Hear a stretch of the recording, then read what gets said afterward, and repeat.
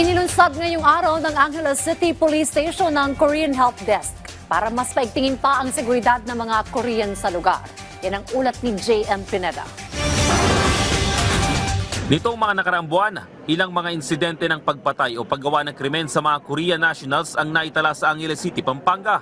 Kabilang na dyan ang pang-hold up na nagresulta sa pagkamatay ng isang Koreano sa Korean town sa syudad.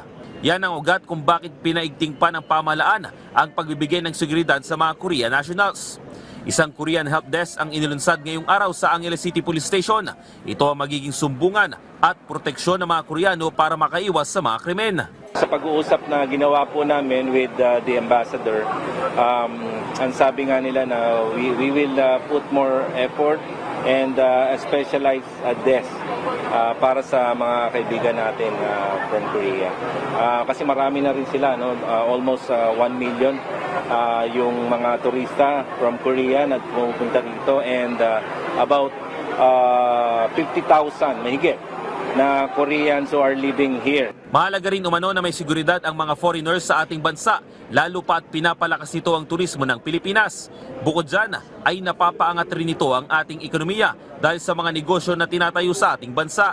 If we talk of yung sa businesses, wala namang magtatayo ng business kung nakikita nila magulo yung peace and order. So that's the main focus and the main objective of this desk. Para magkaroon ng peace and order sa lugar so we can encourage more businesses to come in dito sa lugar na ito. Makikipagtulungan naman ng Philippine National Police sa mga Korean communities sa Pilipinas kung saan may mga volunteer sila na pwedeng maging translator para magamit sa mga emergency cases. Ayon pa sa PNP, dumaan sa mga trainings ang mga ide-deploy nilang tauhan sa Korean Help Desk.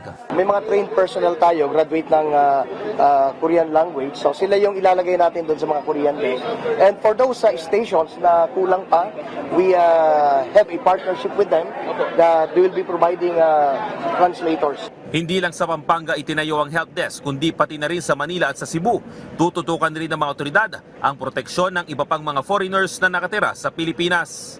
J.M. Pineda para sa Pambansang TV sa Bagong Pilipinas.